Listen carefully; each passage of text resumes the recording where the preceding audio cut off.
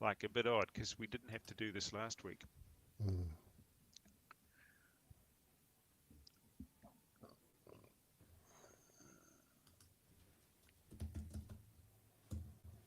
Oh, shit. Come on, come on, come on. What's wrong?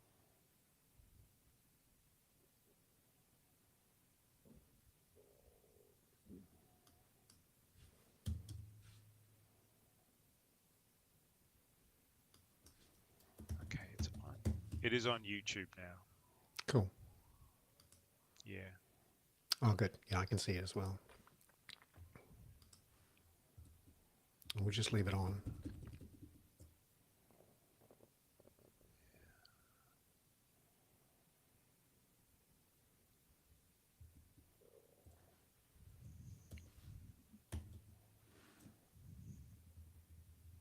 Okay. Where's Peter? He's not in the lobby. No, he's not there.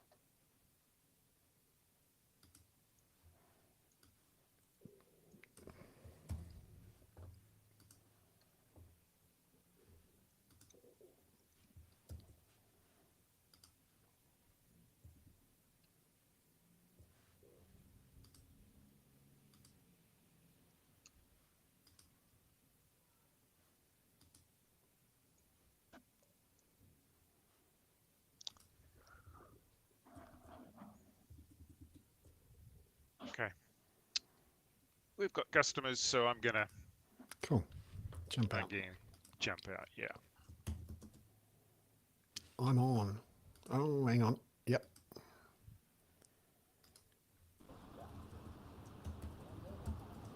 Hello, Peter. Good morning, Bernard. Can you hear me all right? Oh, what a gorgeous background. I'm Oh, jealous. yeah. It's all right. Is Simon there? Yes, he is. He's in the background already. Is he? We are already broadcasting into YouTube. So Excellent. whatever Please you note say. my amazing new amazing new microphone. Ah. Oh, I see. It looks Yeah. fantastic. Yeah. Oh, I love it. Yeah. Ah, I think. In fact, Simon suggested that I get it. yeah, yeah. No, this is It's a remote. fantastic. If I had my, I seem to have left my. Oh, my the background you know, picture is just outrageous. well, let's have a quick look. We can do this. Oh, yeah. No, we've got to do that. Actually, that's better, isn't it? We should. Yeah, yeah, we've got to do that for live. So you've seen my notes about the rundown Yes. today? Yes. Yes. Yep. Yes. Thank you. So we got. And since I'm at a journalism conference, it makes an awful lot of sense to talk Oh, about some of these good, things. good, good. Yeah. Yeah, It's, no, it's, and I also just, we can. I've put up the link to your INMA post, and on the trust survey. So that's a Yeah, good saw that. chat with Millie. Maya.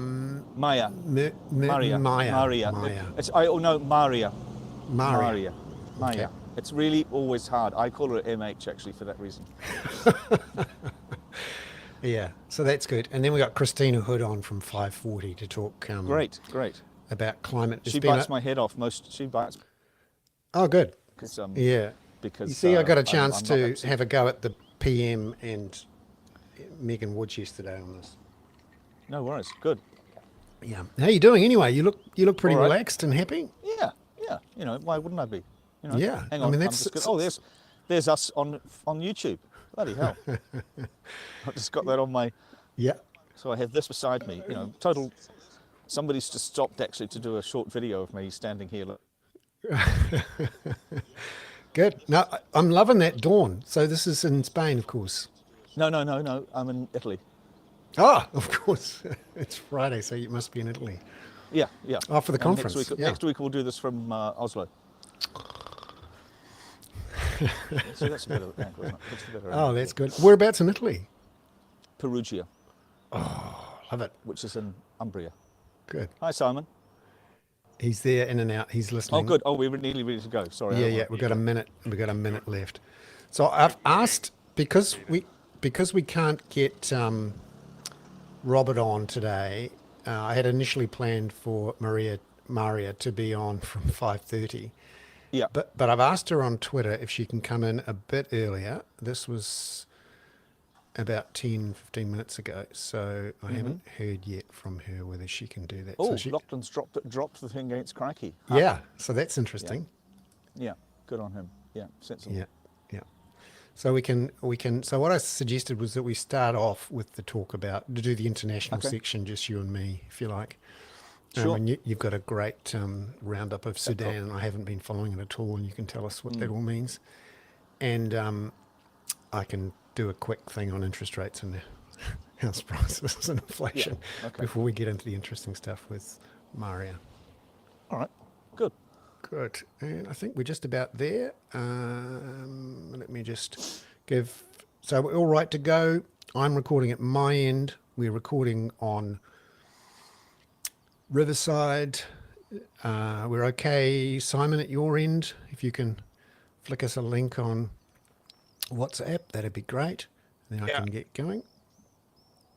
Yep, that would be good. Okay.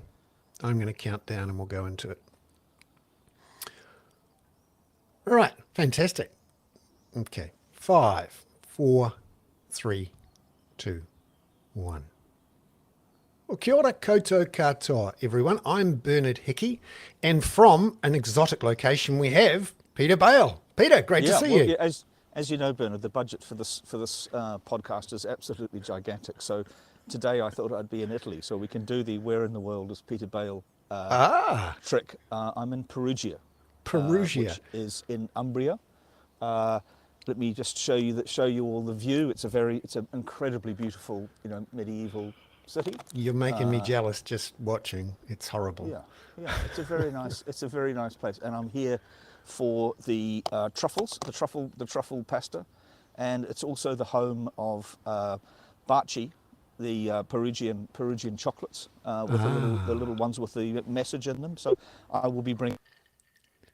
Fantastic. And I've got my gin and tonic. Excellent. It's late in the day here, but because it's 7 o'clock in the morning, and even I don't. you could start do the morning with a champagne, gin. breakfast Yeah, champagne. I could. Jesus Christ, it would probably be quite good actually. But what I really need is a coffee. But let's get on with this. It's lovely to see you, Bernard. And, Yeah. and it's lovely to see the audience there on, which I've got you all on YouTube here as well. Fantastic. So you're in Perugia for a journalism conference. Yes, the and- International Journalism Festival, and it's quite a good time because there's a lot of media stories going. It's a very it's one of the best of those kinds. I mean, I had forgotten quite how self-regarding journalists can be, but being one, I have to. Of course, I'm not self-regarding at all, as you know. But No, it's a very important and noble profession. I think we all. that's right. we all That's right. believe- Well, I don't know whether I've always thought of it as a trade, but A trade. No, yeah, we're yeah, artisans. actually, well, we certainly do artisanal journalism, and as you recall, some trying to propose that you merged with somebody else. I likened you to the brewing industry. That you're in fact well, actually sometimes you're quite a hazy IPA. Yeah, more And as the a other garage person was a project. bit of a stout. I think, yeah. And we're going to talk about media a lot today because from about 5:30 we're going to have Maria Migliati, who is a senior lecturer at AUT and is on trust in the media in Aroa, which Peter has done a piece on in War, which I've included in the Which means we're email sort of like a sent to snake devouring everyone. its own head, Bernard. Bernard, we're sort of like a snake devouring its own head, because Maria is a mate of mine. I've written a story about her. I had dinner at her house the other day. I think this is all getting a bit inside baseball, but if we do Christina Hood on climate change, I've spoken to her, but she usually gets quite ratty with me about my criticisms of the government's carbon credit system. So we might. Yeah, have a no, bit there's of a been tip. plenty of news on climate this week, and of course on the media we've got Murdoch paying over $1 billion New Zealand dollars to Dominion, and a whole bunch of other things going on in the media. But I thought to start the show, we would go international with you. You're in Good. Europe. Excellent. Excellent. Oh, I can see so much news from exactly where I stand.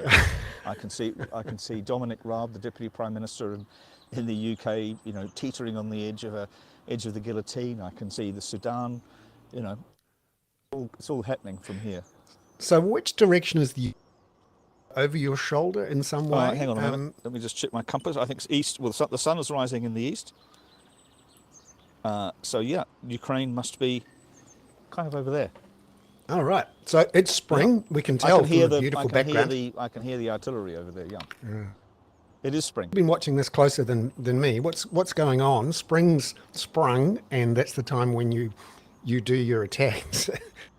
Yeah, world. yeah. So It's what's a very going on? interesting. You know, I think there is an expectation that there will be, and I wrote about this in the spin-off thing, which I'm sure you can put out to everybody.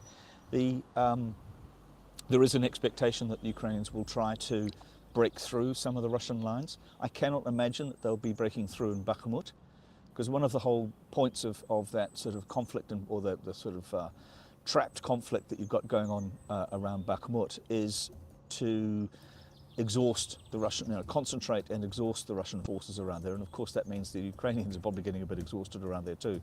But they've got, the Western tanks now. They've got their, deliveries of Patriot missiles for the first time. And so they'll have some additional air defence. I mean, air defence has been the critical issue that they've been talking about before they launch any kind of spring offensive. Is that one of the reasons the Russians haven't been using their aircraft to gain air superiority over Ukraine is that the Russians were quite good at shooting down their own aircraft in the early days of the conflict. But presumably they sorted this out. But Ukraine lacks much of an air force now, and so they really need S-300 Soviet era ground-to-air missiles, and they need Western weapons. But what one would assume, again, not being too much of an armchair, that there might well be a push to split off the Crimea from the rest of the front line. That will be the target of this. May well be to sort of pierce that front line and separate the two bands of Russian forces between one down towards Crimea and the ones that are concentrated towards the north, towards Bakhmut. And obviously there's been quite a bit it's of... more or less any day, Bernard, I think. There's obviously been a lot of kit gone in there over the winter, but to make a difference on the ground, a few tanks here and there, but it still seems like, it's a long grinding thing, and then everyone's throwing all the equipment at it, but not everyone's got everything in there yet. No, and I think there may be more in there than we realise, and also those leaks from the in the US really indicated some strain on the Ukrainian forces, on what they need, exhaustion in particularly air defence missiles. I don't know. It's we're being prepared for something here, and of course one of the things about those leaks that was quite interesting was the impact of them, given the openness, the deliberate openness that there's been on US intelligence or on NATO intelligence right from the beginning of the conflict. One has to wonder what's actually going on there, because you've got these leaks suggesting the Ukrainians are nervous, that they lack air defence, that they don't necessarily have enough equipment, and also you've got the political dimension, Bernard, which we've talked about before, of some exhaustion around the support that's been given to the Ukraine. Yeah, those leaks are really the gifts that keep giving from a Russian point of view, and also it keeps embarrassing people. The Canadians are embarrassed. There's a whole bunch of allies of the United States feeling rather uncomfortable here, and I see some fresh revelations out of the Financial Times this morning that there's all sorts of dramas behind the scenes there. And in particular, China apparently has said no when Wagner turned up with some requests for arms. Has to be good. I mean, if Professor Robert was on there, I mean, I think that has to be good. China's playing a long game here, and they haven't. We looked at whether they were supplying weapons right from the very beginning of the, so they've given Russia verbal support. They've bought a lot of oil, keeping the Russian economy moving, but they haven't gone down the military route, and I think that has to be something for good. Other interesting thing this week that came out of the blue, it seemed, for those people who haven't been watching closely, is these numbers in Sudan. Now, you've kept a close eye on it for the spin-off weekly bulletin you've done, which I've sent out to everyone. What's going on in Sudan? It's weird to see these, jets flying, zipping across and bombs and. Yeah, well, do you remember Trump used a phrase to refer to African countries as shitholes, which I'm going to attribute to him. Sudan, I was really struck by this, thinking about this. It's a country with immense potential. It's strategically important. It has oil. It's an Islamic country on the in northern Africa, adjacent, across the Red Sea from Saudi Arabia and the UAE. It has big ties to Saudi Arabia and UAE, but it's a mess. It's been a mess for a long time.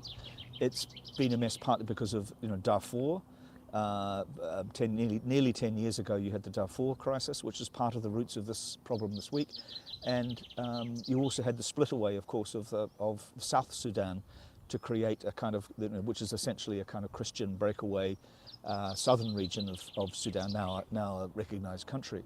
But it's a mess, and it's one of those. One of the things that I tried to make the point of in World Bulletin was, it's a country that is not being run by anybody for the good of the populace.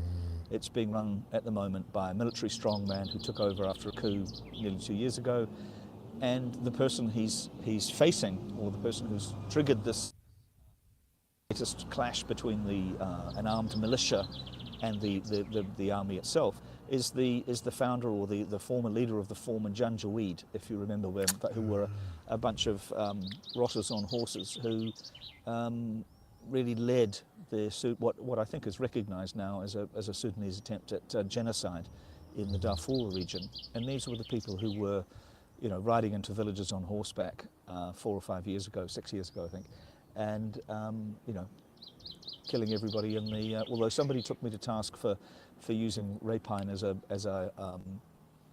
noun, I think, rather than as a verb. But anyway, I'll take that one on the chin. So it's a really difficult situation, and this is, they had a supposed ceasefire, but and there's now been a ceasefire, I think 3-day ceasefire called for Eid.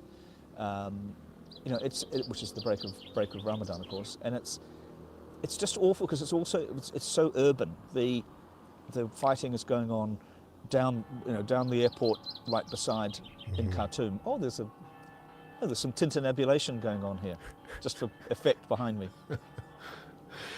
Yeah, and I wonder how involved are the Saudis. The bells. So how involved are the Saudis in all of this? Because they're making a mess of things in Yemen as well. They've got so much money. Are they making a mess of things in Yemen, or are they sorting out the mess they made in Yemen? There's Yemen is, the Houthi rebels are in talks with the Saudis. There's a ceasefire there. I would have thought that certainly in Sudan, the Saudis will be trying to have a beneficial role. China's role in this might be, although it's very much a kind of military to military thing at the moment. China is the primary customer of Sudanese oil. Yeah, I thought I'd give you an update on what's been happening at home, so to speak, in the last week or so. It's been... Sure. Who's down, and have there been any car accidents on the Waikato Expressway? Well, we did have some horrible accidents a couple of days ago. You're right. We're in this weird zone where Parliament's not sitting. There's been 2 or 3 disrupted weeks because of public holidays. We've got Anzac Day next Tuesday, and the Prime Minister, Chris Hipkins, is, as we speak, about to jump on a plane to Australia and then head off for the coronation next week. And he's also going to be, we've discovered, joining the NATO conference in Vilnius in a wee while. What do you make of, New Zealand mucking around on the side with NATO, with AUKUS? I see some of the AUKUS stuff was leaked in those documents over the last couple of days. It does seem weird. You're obviously in a lovely place there in Perugia, but it's an Oh, awful absolutely. long Well, I way think I'll away. have to pop down to Vilnius. Well, I'll be in Oslo next week, so I could pop across to Vilnius if you like, just for us to go. We've got the budget for that. We'll get the Hickey Learjet over, the Hoon Learjet. The Hoon, And yeah. yeah, I think we talked a little bit about this particularly. I'll just put on my Robert Patman elbow patches on my jacket, but New Zealand is in Five Eyes. It already has people at NATO headquarters at the moment working on intelligence about Ukraine. It has people working in High Wycombe with the British Ministry of Defence on intelligence. It is a serious partner of, the Five Eyes gives us a seat at the table. And Jacinda Ardern knew that, Robert Muldoon knew that, everybody knows that. It's, they're not going to turn down the opportunity to have a seat at the table, to claim whatever influence is available in that. And I think it has to be to the good. I'm not convinced about the AUKUS thing personally, but because I tend to have a feeling that the further we can stay away from that and from the Australian decision on the submarines, the better. But no New Zealand Prime Minister is going to do anything to damage the presence in Five Eyes and the prestige and the influence or theoretical influence that comes with that. New Zealand, we're always hunting for relevance. That's right. trying to avoid being irrelevant at the bottom of the world. There's probably an allegory in there or a metaphor in there for us, Bernard. Oh, absolutely. Yeah. And we're also, though, I think that the more important sort of political, economic news on the overseas front, I think, will be this weekend when Chris Hipkins meets up with Anthony Albanese in Brisbane this weekend, just before Anzac Day, in which we're going to hear from Anthony Albanese that it's going to be easier for New Zealanders living in Australia, and there's about 700,000 who will be able to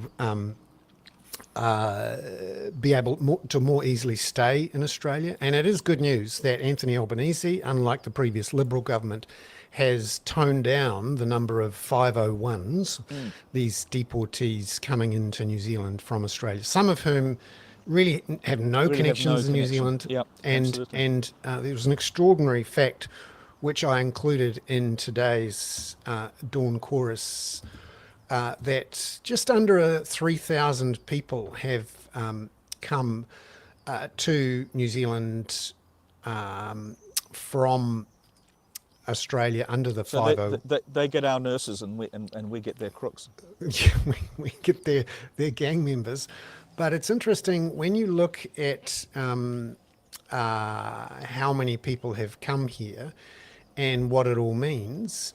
There has been just under 3,000 501s have come over.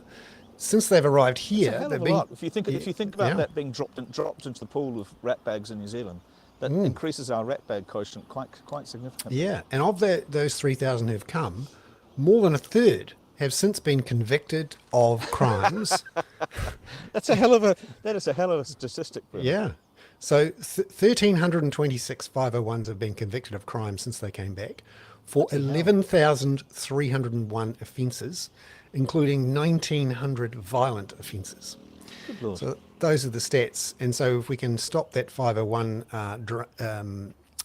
flood coming in, that's going to help. Mind you, I still think... I think if you talk to the cops, they say it has had a tremendous impact on the amount of crime and on the scale of violent crime. Yeah, I think it's one of those sort of balance of power type situations. There was a uneasy truce or some sort of accommodation between the main meth dealing gangs, but when the Comancheros and the others from Australia came in, it was a bit like disrupting a duopoly. It was going to cause trouble, whatever happened, and that's what's happened. However, they've probably all done MBAs while they've been in jail. Yeah. No, there's an awful lot of well-organised businesses selling chemicals to all sorts of New Zealand. The supply chains in there are quite sophisticated. And I think this, though, is going to be a big deal because those 700,000 New Zealanders over there, probably more than 500,000 of whom don't have full citizenships rights because they arrived after 2001, are more likely to stay there. And of course, at the moment, we've got upwards of 10,000 New Zealanders net every year going over to Australia to live and work permanently. And often they stay there for 2 or 3 years and then realise they can't put down their roots and have a family, so they come home again, often after saving a deposit. But if they can stay and put down roots, they're more likely to not come back, and that's going to increase that sort of constant drain Yeah, of yeah. local residents leaving for Well, New these. Zealand better make itself more attractive, Bernard, because as we know, every New Zealander that goes to Australia raises the IQ of both countries. Yes. So, Peter, we've got a Quite special famous guest history. who's just We joined have us. Maria. Thank you very much, Maria, for joining us. Peter, perhaps you can. Why can't we see her? Oh, Well, I'm just trying to put my camera on, so Yeah. can you So hear so me? so I was just saying, Maria, to Bernard and our 112 listeners, that having you on is a bit like the snake starting to eat its own head. Is that we're friends. I had dinner at your house recently, and of course I picked up your excellent report on trust, the JMAD report on trust in media in Aotearoa, New Zealand, and published it this week for INMA. Now, it doesn't sound as though it's a terribly pretty picture for New Zealand media organisations and for the state of media. And one of the interesting things, of course, Maria, here, which you've written about before, is the sort of correlation between trust in media and trust in politics. So what can we make of your report? Or maybe you just give us a quick rundown of the headlines of your report. Yeah, thanks. This system, sorry guys, the camera I needed.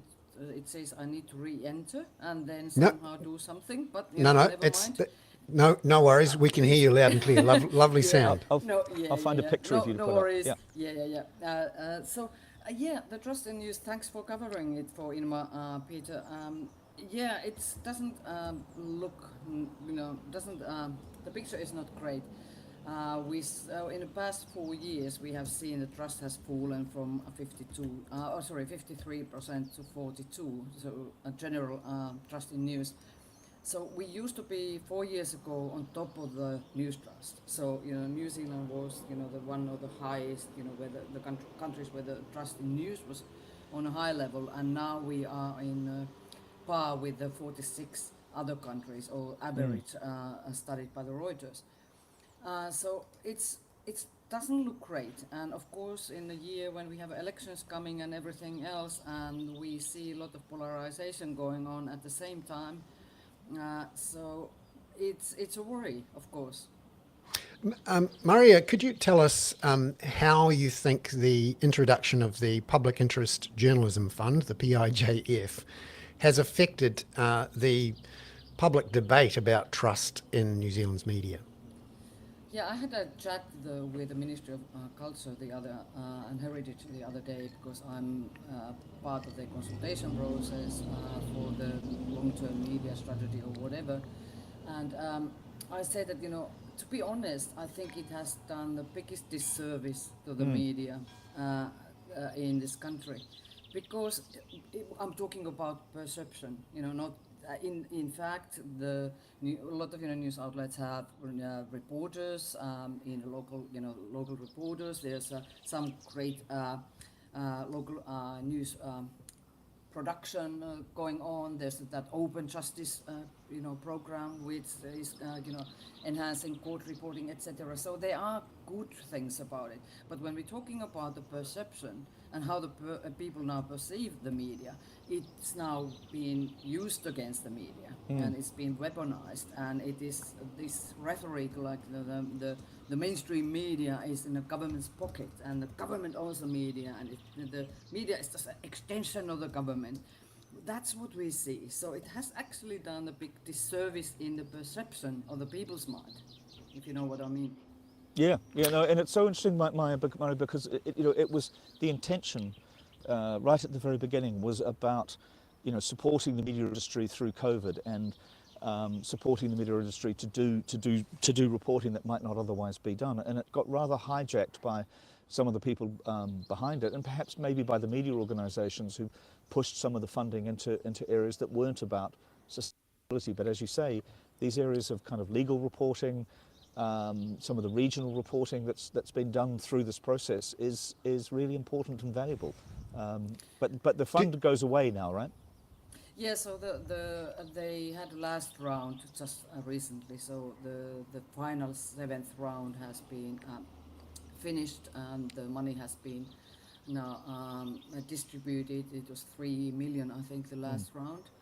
Um, but I recently also wrote an academic paper which under the peer review. You know that our articles are peer reviewed, and with my colleague from Australia. So we looked at they had a similar kind of fund in Australia. Yeah. And then we compared the public interest journalism fund here and then the Australian model.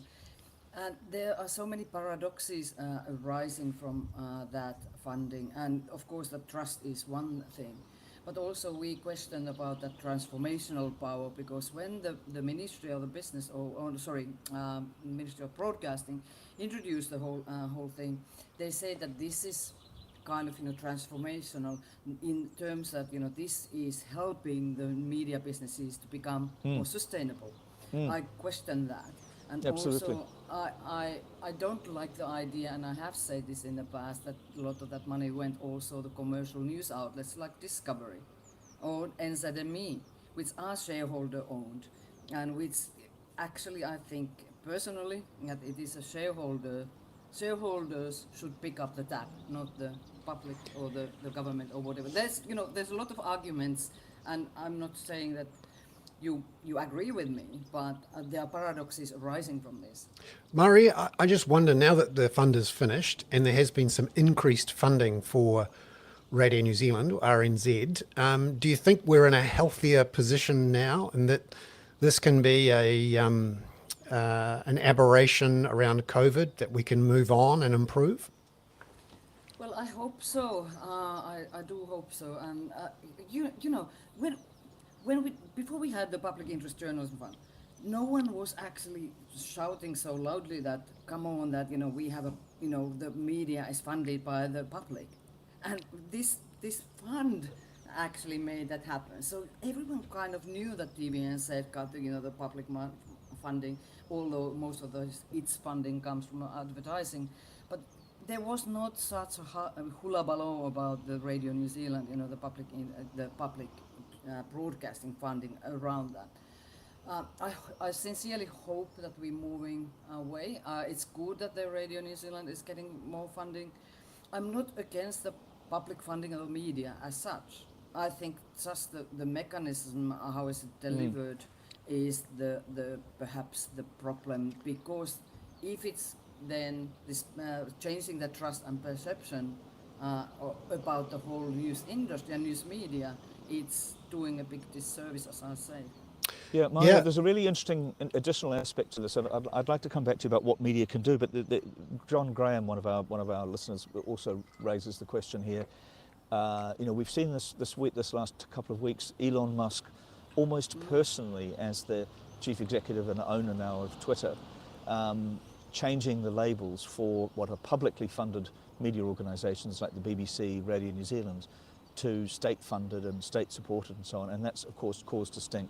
It's a really subtle difference, and I was really struck by that with Twitter, because I think done some work with Facebook to identify state-influenced media around the world, and as opposed to publicly funded, and it's really subtle. It's important, but it's subtle. The BBC is not state-directed, and nor is Radio New Zealand, but Russia's RT is, CGTN in China is.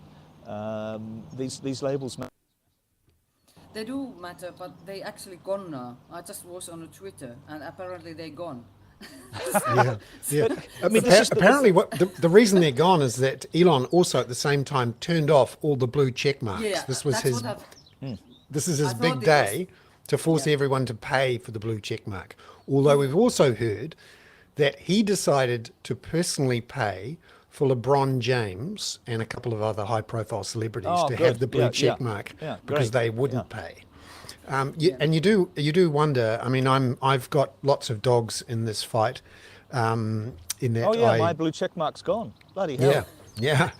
So you're not verified anymore. No, none of us are verified anymore. And that's a really interesting point. The verification of news the gradation between official, this is an organization where someone's checked something, that there's accountability. There was at least something to that blue check mark. And it's interesting with Elon Musk deciding to do all this for his own reasons, mostly to do with increasing revenues. He's been mucking around all over the place. For example, again, in the last day, he's been disabling links going back into Substack. And of course, I'm a big fan of Substack and the Twitter version that's inside Substack now called Notes.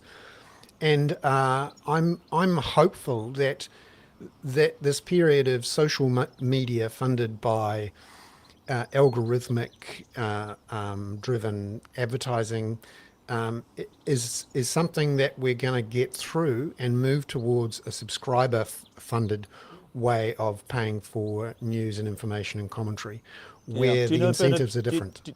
Bernard, do you know what the statistics from the Reuters Institute for the Study of Journalism are about the number of subscriptions that the average person maintains? No. 1.1. It's number 1.1. one. Yeah. 1.1.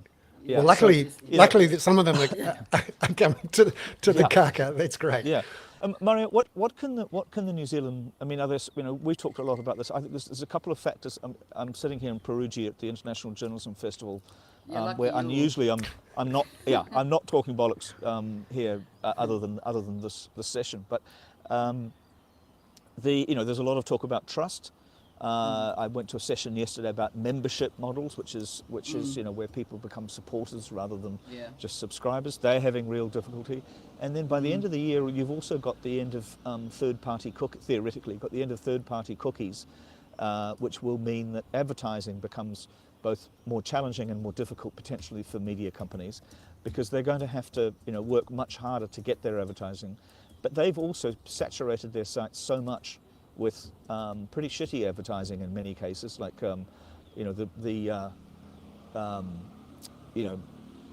toe cleaning and earwax removal that you get from Taboola, without being too disgusting.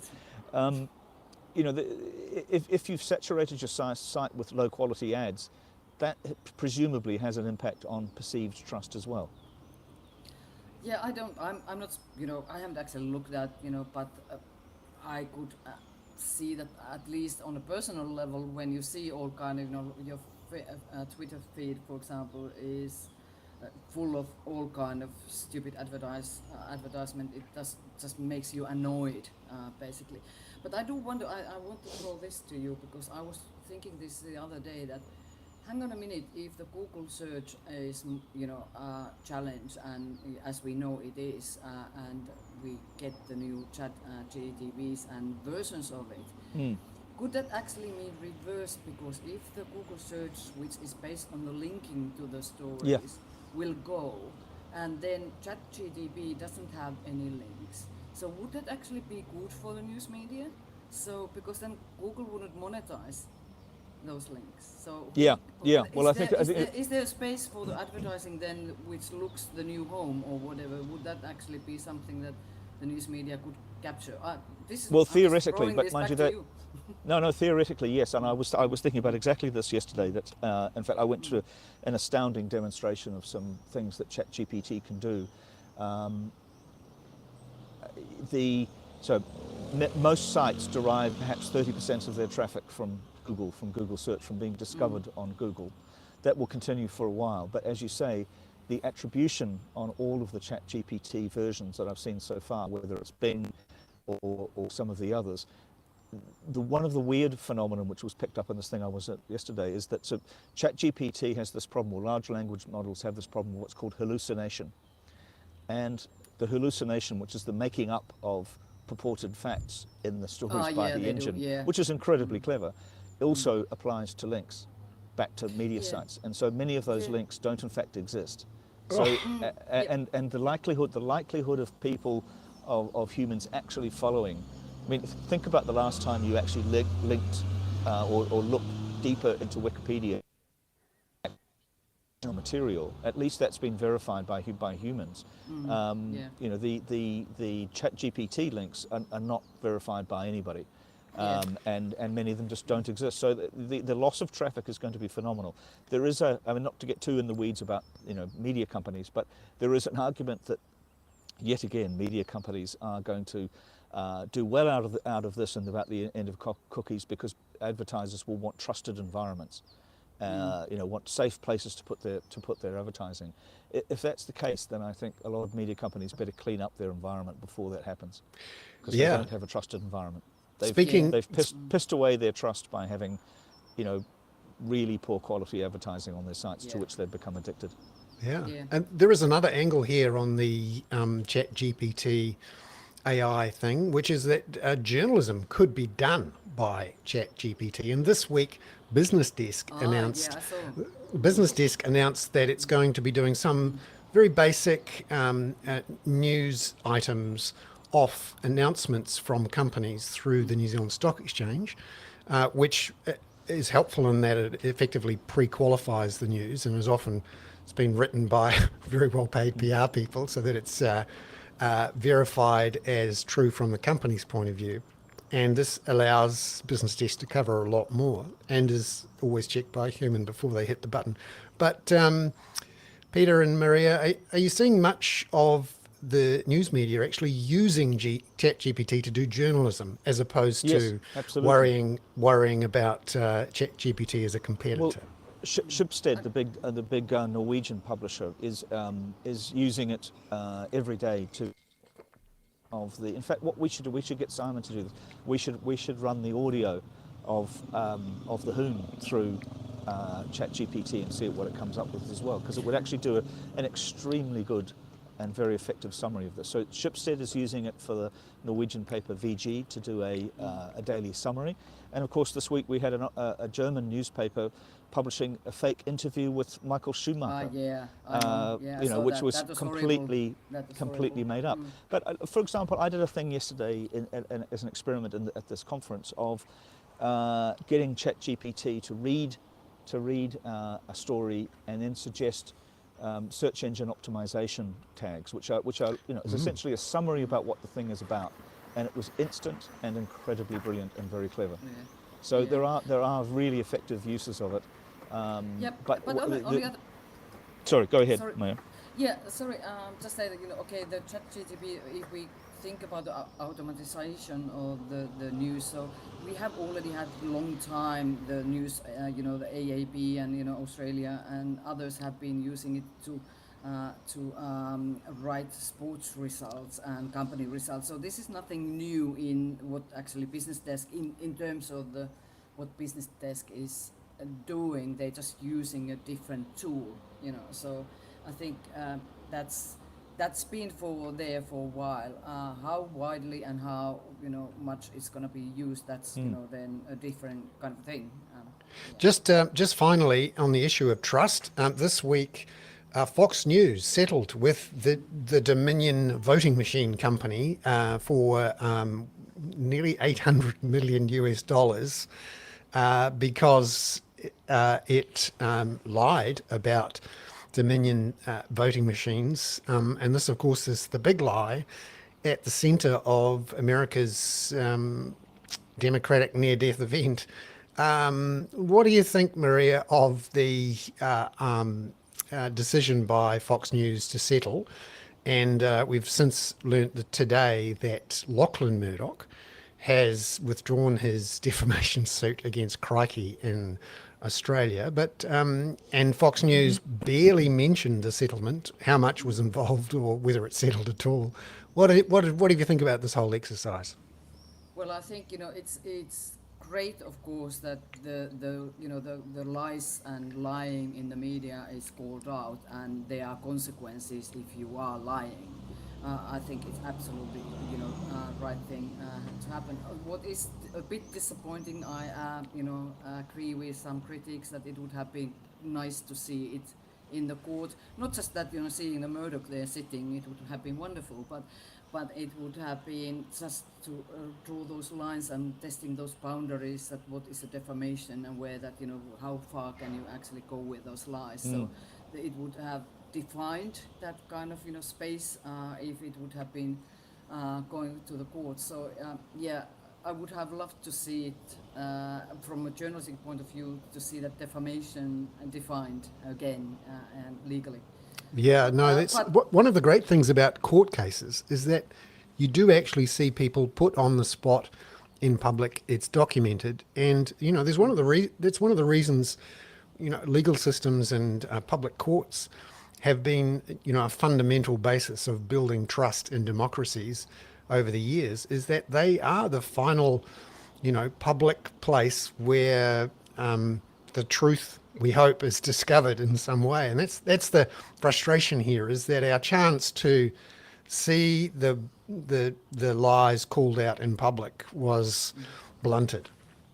well, this Yeah, is it's also, also, but Bernard, I was really struck that there was no public apology. I mean, apparently that was the last yeah. kind of critical sticking point, that Fox did not have to do an on-air apology. I think they covered it for 6 minutes throughout the day on the day of the settlement. But we have also, there's a second case coming up, of course, which is the Smartmatic case, which is a very similar case, very similar company, also founded to get over the Florida hanging chads problem. And they are suing Fox for $2.7 billion. So one could imagine that will be settled in the same way, but perhaps that will yield the apology that we didn't see this time. And quickly, I know that we're finishing off. I think that if we are asking people to trust the news, it's also, we have to also, hold the media accountable for their own actions. Yes, no, you're right. Maria Migliolati, thank you very much for being on the Hoon today. Lovely to see you. And if you could just stay on for a moment until you can see the little 100% uploaded thing that goes through, that'd be lovely. Thank you. Thanks, Cheers. Great to hear from you. Now, I'd like to welcome into the Hoon Christina Hood from Climate Compass. Christina has been very helpful in helping to educate me on the dramas and the intricacies of our emissions trading scheme, and is an expert on climate policy in Aotearoa. Christina, welcome into the Hoon. Lovely to see you. Yeah, good to see you too. You've got to be a particular kind of nerd, I think, to find drama in an emissions trading scheme. But here we are. Yeah. Yeah. We are those nerds, Christina. Yeah, well, Thank you so much for coming on. Yeah. But it's super important, as we've seen over the last couple of months with all the climate dramas around the world. And unfortunately, just in the last day or two, we're seeing signs that La Nina is increasing the temperature of the seas to the not just record highs, but off the charts record highs, which is slightly concerning, given that it seems, as we saw earlier this year, the atmospheric rivers that are flying around the world tend to come out of these very warm waters in the centre of the planet. Christina, this week has been a big one for climate policy in New Zealand, and next week will be almost as big, because we've got the Climate Commission coming up with its first draft advice to the government on the 2026 to 2030 budgets that the government will have to meet in terms of its climate.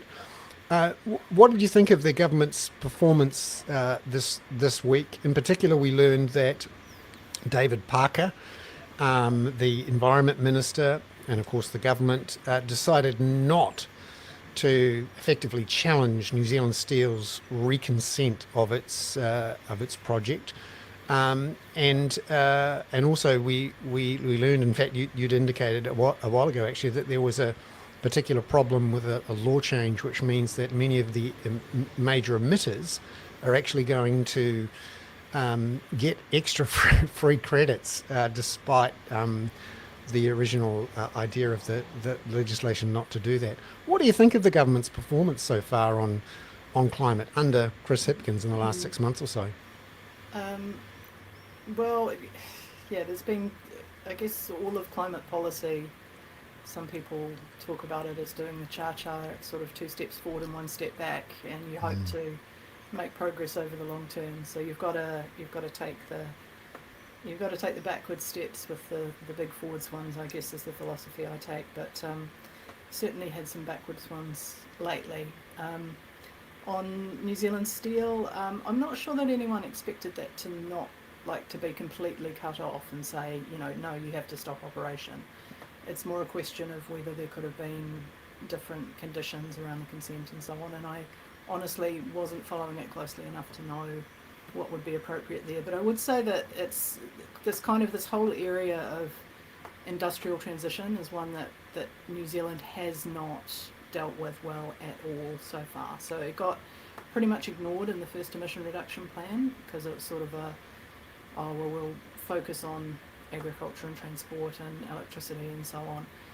And there's sort of an assumption that it's dealt with by the ETS, but of course it's not, because all these companies get free allocation in the ETS and they're essentially being subsidised to continue doing what they have been doing. And in other countries, they are turning their minds to, okay, well, we may well need many of these energy intensive products, and even in a low carbon world, how do we get that next generation of investment?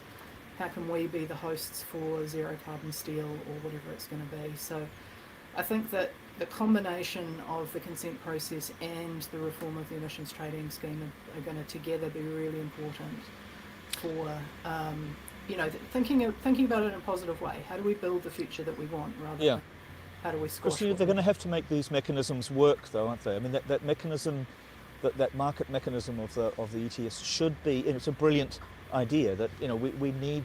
Somebody's made the point on our chat that do you think we don't need steel and blah blah blah. I mean, of course we do, and we also want presumably economic growth in New Zealand to sustain our relatively young population and so on. But these mechanisms don't seem to be working as planned.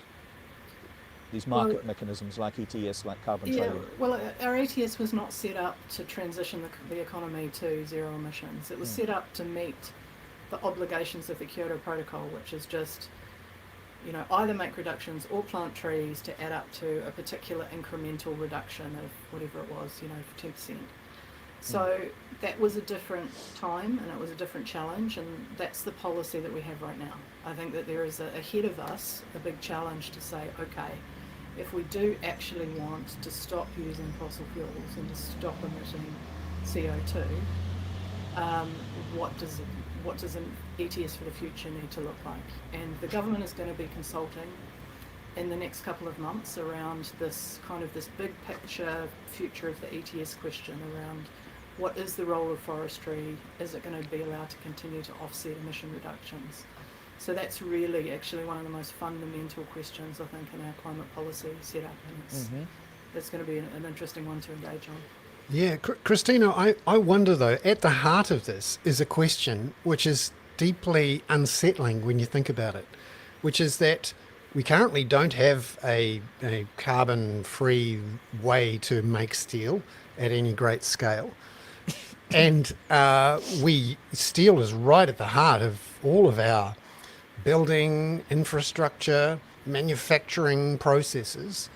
At what point do we have to say, actually, if we're going to reduce our emissions, we're going to have to reduce our consumption of a lot of these items. And we're also going to have to reduce the amount of carbon embedded in the new things that we're building, new buildings, new motorways, new railways. Absolutely. At what point do we flip from we can have it all, we just need to use some different technology, to actually we can't keep expanding, we're going to have to reduce our consumption? Yeah, it's a combination of all of those things that you just discussed that we need. So all of the future scenarios that actually get us to 1.5 or even below 2 degrees scenarios, you need everything. You need the demand reduction and you need the circular economy type recycling. So most of our steel would come from recycling, not from fresh manufacture. You need substitution, so we should be using engineered wood instead of steel in lots and lots and lots and lots of applications, and there needs to be a level playing field for that properly takes account of emissions. And then for the residual new stuff that you do need, there actually is zero carbon steel. There's zero carbon steel plant in Sweden that's been built, it's operating. So it's just a question of, are you a government that's looking to that future and supporting it? Or are you, just, we'll be the slow follower and carry on doing what we've been doing? Christina, next week we've got the Sorry, Peter, you go for it. Well, Christina, you and I have talked quite a lot about this, and I think we disagreed, or at least, I mean, me as a non-expert challenged this, and it was probably unfair of me, you being an expert. But there's a very interesting European, particularly in Europe, reaction, and particularly from farmers to various net zero plans in Greece, and in the Netherlands. You've now got an entirely new political party emerging very strongly out of grumpy farmers who were deeply concerned about having to get rid of their pigs and so on. It's quite a New Zealand scenario where we haven't taken the big steps with agriculture, but we've got this dependency on carbon credits. I mean, what do you think the politics? I know you're a scientist than a political analyst, but what do you think the politics are of getting the public, getting particularly interest groups like farmers, to accept and understand the need for some of these changes, because there's quite a move against them? Yeah, well, it's absolutely key, and it's another huge gap in our kind of policy, our kind of, when I say our policy architecture, I mean that writ large, across all of society, is that there's nobody who is actually leading that public discussion around why are we even doing this? Why does it matter? What actually has an impact? So, that is not the Climate Change Commission's role, oddly enough. They are not asked to be the public communicator around the climate challenge and why we need to be doing it, and they do not have budget for it. And then government is reluctant to do it because it starts to sound like they're, spending money on publicising their policies and so on, and you always get into political trouble for doing that. So we really do have a problem that nobody is leading the debate. And we've lost our greatest political communicator. Jacinda Ardern, described this as our nuclear-free moment, and now we've got someone who'd rather talk about bread and butter. But at the same time, I would say the government hasn't led in terms of, like, whenever there's an announcement of a particular policy, then sure, they'll do the communications around that announcement, but there's no kind of deep engagement with society or communications efforts to build up that understanding and acceptance of what we need to be doing. And it's interesting that to see that in action. Yesterday I went to the Chelsea sugar factory in Auckland, where the Prime Minister and the Energy Minister were announcing a $400,000 grant to the Chelsea factory to install an electricity-powered device to reduce its emissions by about 10%, so 2,700 tonnes of carbon. So this was an event where they probably spent more on the people going to do the PR and the visit than they did actually on the on reducing emissions. And it's interesting, in asking the CEO of Chelsea after the event, what about the main game here? Because they've reduced their emissions by 10%, but they still have 2 coal boilers that heat up the raw sugar with water and turn it into white sugar. Yeah. What about the 2 coal boilers? What are you going to do with those? Are you going to turn them in? Are you going to electrify them, like Fonterra says they might do?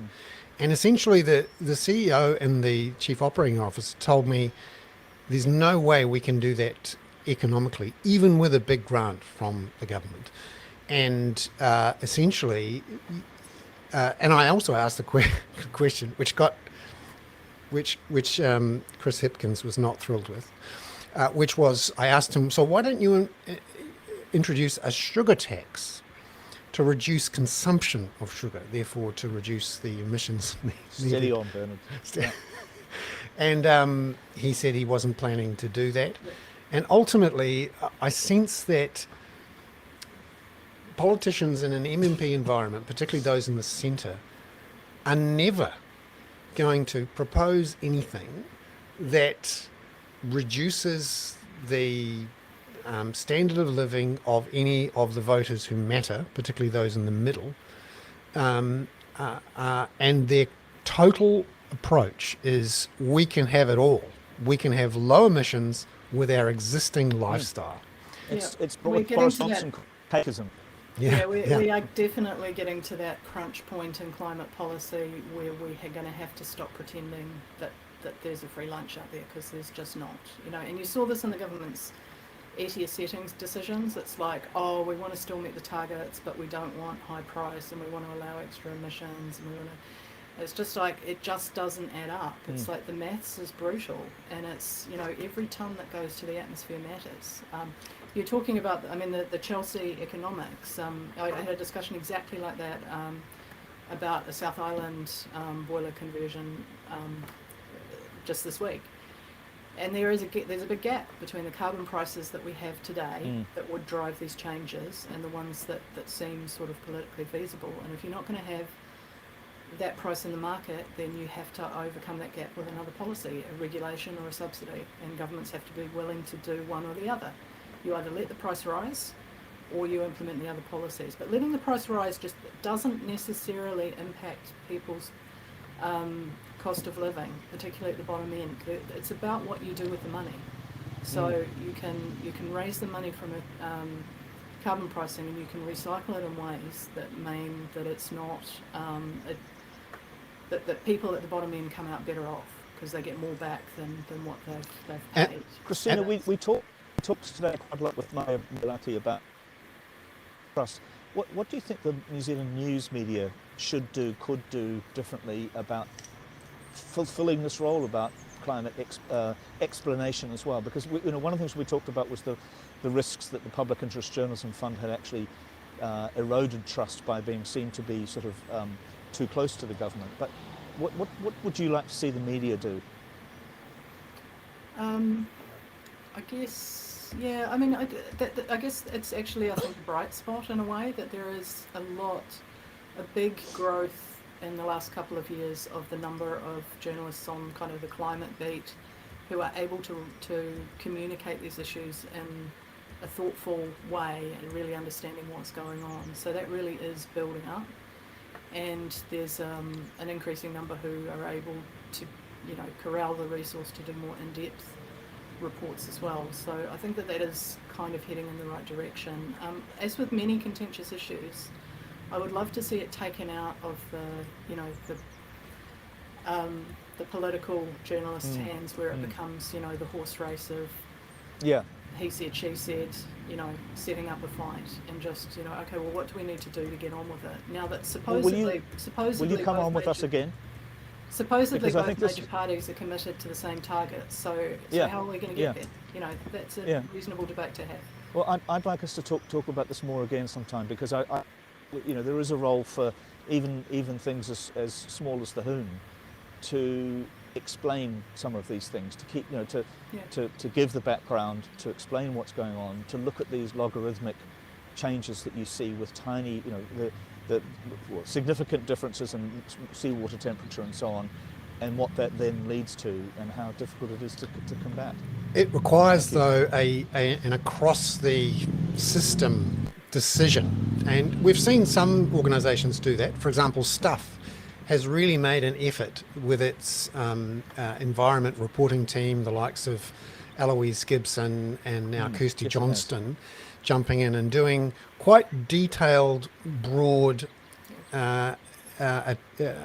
journalism, which isn't in the political pages. It tends to be in the features pages, and you're starting to see it turn up on the front pages as well. So, for example, this week, the article about the government's decision to allow New Zealand Steel another 25 years without having to worry about the climate, that got onto the front page of which used to be called the Dominion Post. It's about to be called the Post from next week. No, and that's great. It needs to come out of the environment section, because it's not an environment issue. It's a economic and social issue. It's about how we're going to structure our society in the future to operate at zero carbon, and that is not about environment. And actually, it's a financial issue too. It was one of the questions I put to Chris Hipkins, is that the failure of the ETS settings is going to take more than $1 billion in revenue away from the government, and they don't have, depending on how you measure it. And the Climate Commission is pointing out that actually one of the ways you might drive governmental change is to make it a financial story. And when Treasury starts to include the future liabilities of these carbon credits, which we'll never really be able to buy I have been internationally. fighting that one for about the last decade, Bernard. Yeah, one day it'll be on time. One day it'll be recognised, Christina. Yeah, that's right. There will be days shortly where it's like, oh, of course, that was always the right thing to do. Yeah. We'll keep fighting the fight, and in a detailed, geeky, fun way. Christina, thank you very much Right. for coming on to the Hoon. Lovely to Christina. see you again. Good to see you. You're welcome. Cheers. And don't log off too quickly, because we need to upload your. All right. Yeah. Quietly. Thank you. Peter, lovely to have you on board from the beautiful Perugia. Yes. Do Well, you I'm gonna have go and have a coffee soon, which I badly need. Badly I don't need. really my skateboarding dog story is really a Brexit story, because there was that period when everything, or whether it was fires, floods, or whatever. But this week, the Orient Express, the Hercule Poirot train, said that British customers would have to get to Paris themselves in order to join it, because it's too hard to get the train across, get it to Dover and across the Channel, because of the Brexit, Really? because of the passport checks. It's too unreliable. It's just So when is there going to be a careful what we wish real? for. When is there going to be a real Britain? They must realise now this is a complete disaster, and it just Yeah. needs to be overturned. Yeah, well, it's not going to happen anytime soon, I'm afraid. I mean, Labour has set Labour, which is likely to be, or in any sensible place you would imagine, would have the next go, has said it's not going to try and overturn Brexit. Certainly not in its first term. So I'm afraid they were that they. But it is. I mean, I have been here since Brexit before, but just something about going through the other passports queue when you're going across Europe is a little depressing. Fantastic. I missed you there at the last All right. minute, Peter, Yeah. but I'm sure it's been recorded nicely. From Perugia, we are, if nothing, but an international podcast. Absolutely. Taking on absolutely. a And really magical great to have street Christina and tour. Maya today. Yeah, no, lovely to have Thank you, everybody. Christina and Maria on the show. That has been the Hoon Bale in Perugia and Bernard Hickey in Hoon Bay in Auckland. Lovely to see you all. Have a great weekend. See you, Bernard. Bye-bye. Catch up. Bye-bye.